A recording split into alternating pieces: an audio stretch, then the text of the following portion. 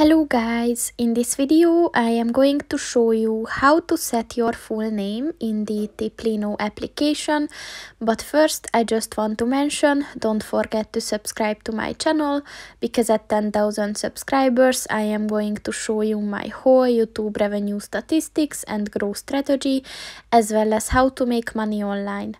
Let's jump into it. First of all, open the application on your phone. And then click on the account button at the bottom of the page on the right. And then click on the settings button at the top of the page on the right.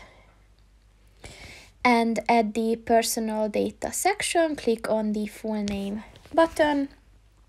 And then just type your first and your last name, and then click on the save button at the top of the page on the right, and it is set.